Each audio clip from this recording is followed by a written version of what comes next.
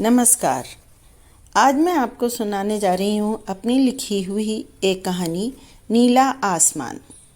कहानी सुनिए और मुझे अवश्य बताइए कि ये कहानी आपको कैसी लगी। विनीता पूजा घर में माथा टेक कर निकली ही थी कि देखा बेटा अजय सुबह की सैर के लिए तैयार खड़ा है। माँ, मैं ज़रा पार्क का एक चक्कर लगा कर आता हूँ, चाय पापा के साथ ही पी लूँगा, कहते हुए अजय चल दिया। विनीता ने भर आंख बेटे को देखा और आंखें बंद कर किसी अदृश्य को हाथ जोड़ दिए। कितना साधारण सा यह दृश्य आज उनके लिए विशिष्ट जो हो उठा था। हाँ, पूरा 1 साल होने को आया। अजय ने खुद को अकेलेपन और उदासी में कैद सा कर लिया था। समय पर ऑफिस जाता, कहने पर घर के कामों में हाथ बटा देता, लेकिन उसका अलमस्त स्वभाव कहीं खो सा गया था। दोस्तों का संग साथ, माँ पापा के साथ मीठी नोक झोंक सब भुलाकर उदासी की चादर में सिमट गया था। विनीता चिड़ियों के लिए दाना डालने बाहर आई, पर दिमाग में तो पिछली बातों की रेल सी चल रही थी। एक ही संतान अजय खुश मिजाज, होनहार, IIT से इंजीनियरिंग करके गुड़गांव की एक प्रतिष्ठित कंपनी में उच्च अधिकारी बन गया था। साथ ही काम करने वाली रिया को पसंद करने लगा था। सौभाग्य से दोनों ही परिवार खुले विचारों के थे, अतः अजय और रिया की सगाई होते देर नहीं लगी। किंतु दुर्भाग्य तो ताक लगा कर बैठा था। विवाह से 1 माह पूर्व ही कार्यालय आते समय चार्टर्ड बस से उतरते ही एक लापरवाह सिटी बस ने रिया को चपेट में ले लिया और दोनों ही परिवारों को दुख के सागर में डुबो दिया। उस दिन से आज तक बेटे का मायूस चेहरा, सूनी आंखें और फीकी मुस्कान देखकर माँ बाप का दिल रो उठता था। किंतु आज बेटे को पहले की तरह मॉर्निंग वॉक के लिए जाते देखकर विनीता का मन प्रसन्न हो उठा था। बेटे का मनपसंद नाश्ता बनाने वे रसोई की ओर बढ़ चलीं। पति, जो छत की खुली हवा में योगा करने गए हैं, आते ही होंगे। अजय ने घर से बाहर आकर फरवरी माह की हल्की ठंडी नम हवा को लंबी सांस भरकर फेफड़ों में भरा और पार्क की ओर चल दिया। रिया के जाने का दुख कभी हल्का नहीं होगा, पर मम्मी पापा को वह अपनी उदासी से कितना दुख पहुंचा रहा है, इसका एहसास उसे होने लगा था। इसी से उसने तय कर लिया था कि अपनी दिनचर्या पूर्ववत करके जीवन को व्यवस्थित करने का प्रयास उसे करना ही होगा। रिया को खुश रहकर भी तो याद किया जा सकता है। विवेकशील अजय ने मन में दृढ़ निश्चय किया। शाबाश अजय बेटा, अब चल पड़ो तेज, पार्क सामने ही है, उसने खुद से कहा।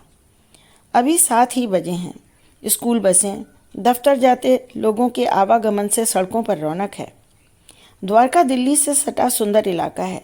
चौड़ी सड़कें, पार्क, हरियाली इसकी पहचान है। ओह, यह क्या! गुलाबी दुपट्टा ओढ़े एक लड़की ऑटो के पास परेशान सी खड़ी है और मोटरसाइकिल पर बैठे 2 बेहूदे से लड़के वहीं रुके कुछ कह रहे हैं। अजय ने तेज कदम बढ़ाए। मैडम, हम छोड़ दें क्या? आओ ना हमारे साथ। भैया आप जाओ। मैडम, अभी ऑटो स्टार्ट हो जाएगा, ऑटो वाला मिमियाता सा बोला। तब तक लड़की की परेशानी भांपता हुआ अजय ऑटो के पास जाकर खड़ा हो गया। कमर पर दोनों हाथ रखे घूर कर लड़कों को देखा, फिर रौबदार आवाज़ में ऑटो वाले से कहा, क्यों उस्ताद, आज फिर ऑटो गड़बड़ हो गया? साथ ही हाथ देकर दूसरे ऑटो को भी रोक लिया। अब तक वे छोकरे भी रफू चक्कर हो गए थे। अजय ने अब आश्वस्त करने वाली मुस्कान के साथ उस लड़की को देखा जो जल्दी जल्दी दूसरे ऑटो में बैठ रही थी और पार्क की ओर मुड़ गया। अब अजय नियमित रूप से मॉर्निंग वॉक पर जाने लगा था। अपने संतुलित और विवेकशील स्वभाव की बदौलत वह उदासी के भंवर से निकलकर अपने पुराने मस्त मौला स्वभाव की ओर लौट रहा था। माँ, चाय पेश करो, अपने मुगल आजम कहाँ हैं? आज सैर से लौटते ही पुराने अंदाज में अजय ने आवाज़ लगाई। आ गए मुगलिया तख्त के वारिस, कहकर पापा ने लाड़ जताया और बाप बेटे के सम्मिलित ठहाके से घर गूंज उठा। सुबह की सैर के समय अक्सर ही वह दुबली उजली सी लड़की रिक्शे पर दिख जाती। कई बार अजय अनुमान लगाता, आज दुपट्टे का रंग कौन सा होगा? नीला, पीला, लाल या फिर गुलाबी? कभी अनुमान सही निकलता तो वह झूम उठता। यह एक खेल सा हो गया था। लड़की के चेहरे की ओर तो कभी उसने ध्यान से देखा ही नहीं था। लगभग 3 माह से यही क्रम चल रहा था कि एक दिन सड़क के किनारे उसी पहले दिन वाले स्थान पर वह दुपट्टा फिर लहराता दिखा। आज दुपट्टा धानी रंग का था और शायद उसकी प्रतीक्षा में ही वह लड़की खड़ी थी। हेलो, गुड मॉर्निंग, मीठी सी आवाज़ आई। गुड मॉर्निंग, अजय ने रुकते हुए कहा। आज लड़की घबराई हुई नहीं थी, आत्मविश्वास के साथ बोली, मैं कई दिनों से आपको थैंक यू कहना चाह रही थी, उस दिन के लिए। संकोच में रह जाती थी। अरे अरे, कोई बात नहीं, मुझे तो उन लड़कों ने बहादुरी दिखाने का मौका ही नहीं दिया, वैसे ही भाग लिए, अजय ने हंसते हुए कहा। लड़की भी हंस दी और अजय के साथ ही कदम बढ़ाने लगी। आप ना जिस पार्क में घूमने जाते हैं उसके बगल के बॉयज़ स्कूल में मैं पढ़ाती हूँ, मैथ्स टीचर हूँ, +2 की क्लास लेती हूँ। अच्छा, तो आपने मेरी जासूसी भी कर रखी है, सोचते हुए अजय लड़की के चेहरे की ओर देखकर मुस्कुरा दिया। दुबली पतली कोमल से चेहरे वाली लड़की कैसे +2 के लड़कों को डांटती होगी, मन में सोच हंस दिया अजय। क्यों, क्या हुआ? 17-18 साल के लड़कों को आप संभाल लेती हैं? मतलब मेरा है कि शरारती होते हैं ना आजकल के स्टूडेंट। उड़ते हुए दुपट्टे को अपने कंधे पर संवारती हुई लड़की बोली, आजकल के छात्रों को कुछ ज़्यादा ही बुरा समझते हैं लोग। ऐसा नहीं है, अगर टीचर अपने विषय की पूरी समझ रखता हो, उन्हें पूरी मेहनत से पढ़ाता है, व्यर्थ ही उन्हें डांटे फटकारे नहीं, फ्रेंड, फिलोसफर और गाइड की भूमिका भी निभाए, तो छात्र हमेशा ही बस में रहते हैं। गुड गुड कहते हुए अजय ने हल्की सी ताली बजाई। वह प्रभावित हो गया था आत्मविश्वास से भरपूर इस धानी दुपट्टे से। मेरा पार्क आ गया। बाय द वे, मेरा नाम अजय है और मेरा रश्मि। ओके रश्मि, फिर मिलेंगे। जी, कल से गर्मियों की छुट्टियां शुरू हो रही हैं, स्कूल अब जुलाई में ही खुलेंगे। हाथ हिलाते हुए रश्मि स्कूल की ओर बढ़ गई। ये लो, तो इसलिए आज थैंक्सगिविंग डे मनाया गया। कुछ गुनगुनाते हुए अजय पार्क में वॉकिंग ट्रैक पर तेज कदमों से चल पड़ा। दिन अपनी स्वाभाविक रफ्तार से बीत रहे थे। गर्मियों के दिन सुबह से ही सूर्य देवता आग उगलने लगते। अजय ने सुबह के बजाय शाम 6:30 बजे पार्क में जाना शुरू कर दिया। पापा मम्मी को भी जिद करके साथ ले जाता। बेटे की हर खुशी में साथ देने के लिए विनीता जी सहर्ष तैयार थी ही। अजय को पूर्ववत आनंदी स्वभाव की ओर लौटते देखकर उनके जीवन में भी इंद्रधनुष लौट आए थे। हे ईश्वर, अपनी कृपा बनाए रखना। बेटे के सुंदर सुखद भविष्य की कल्पना में ही पति पत्नी के दिन गुजर रहे थे। 5 दिनों के लिए अजय कंपनी के काम से सिंगापुर गया था।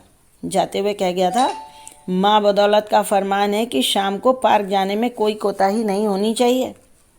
पापा ने हंसते हुए कहा, शहजादे का हुक्म सिर आंखों पर।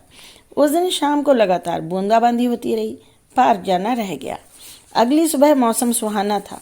विनीता बोली, चलिए आज सुबह ही पार्क हो आते हैं, 7 बजे तक लौट भी आएंगे। अब इसे दुर्भाग्य कहा जाए या विधि का विधान। पार्क से लौटते हुए पति घबराहट बेचैनी का अनुभव करते हुए पसीने पसीने हो गए। जब तक विनीता जी कुछ समझ पाती, पति वहीं फुटपाथ पर ढेर हो गए। खड़ी रह गई थी बदहवास विनीता। अरे अरे, क्या हुआ? सुनिए सुनिए, प्लीज़ रुको कोई। कातर निगाहों से मदद तलाशती रुआंसी आवाज़ में पुकारने लगी। फिर वही अस्पताल, ऑक्सीजन, चेकअप, दवाइयाँ। लगभग दौड़ता हुआ अजय अस्पताल में घुसा था और बताए हुए वार्ड के बाहर बेंच पर बैठी माँ को बाहों में भर लिया। बेटे को सामने पाकर विह्वल हो विनीता जी सुबकने लगीं। पिता को एंजाइना अटैक हुआ है, यह सूचना पाकर भी अजय को लौटने में 3 दिन लग गए थे। माँ उसे आश्वस्त करती रहती थी कि पड़ोसी और अजय के मित्र सब संभाले हुए हैं, लेकिन इस समय माँ के बगल में अपरिचित महिला को बैठे देखकर अजय ने प्रश्नवाचक दृष्टि से माँ को देखा।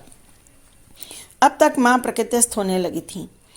इन्हीं लोगों ने उस दिन पापा को अस्पताल पहुंचाया था और अभी तक लगातार मदद कर रहे हैं। उस दिन शर्मा जी बेटी को ड्राइविंग सिखा रहे थे।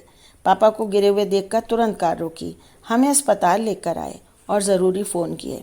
मुझे तो बेटे घबराहट के मारे कुछ समझ ही नहीं आ रहा था। पापा आप ठीक हैं, टेस्ट सब नॉर्मल हैं, कल छुट्टी मिल जाएगी, कहते हुए माँ अजय को अंदर लाईं। कुछ भावुक होते हुए अजय ने पापा का हाथ पकड़ा, लेकिन पापा के हंसते हुए चेहरे ने उसकी उदासी उड़न छू कर दी। क्यों बरखुरदार, कैसा लगा सिंगापुर?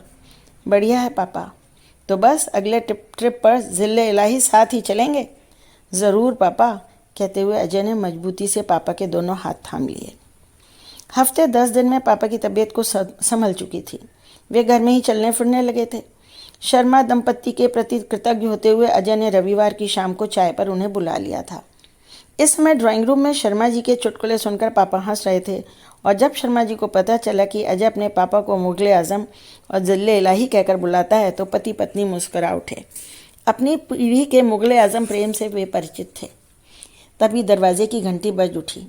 बेटी आ गई, हमें यहाँ छोड़ते हुए अपनी सहेली के यहाँ गई थी। कह रही थी कि लौटते हुए ले जाएगी, शर्मा जी ने बताया और अजय को देखकर हंसते हुए बोले, कार चलाना सीख लिया है तो कार ही हथिया ली मुझसे। अजय ने दरवाज़ा खोला। अरे आप!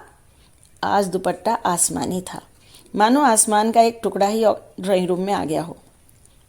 अच्छा अंकल, आपके ही पापा हैं? ओह, तुम दोनों तो एक दूसरे को जानते हो, शर्मा जी बोले।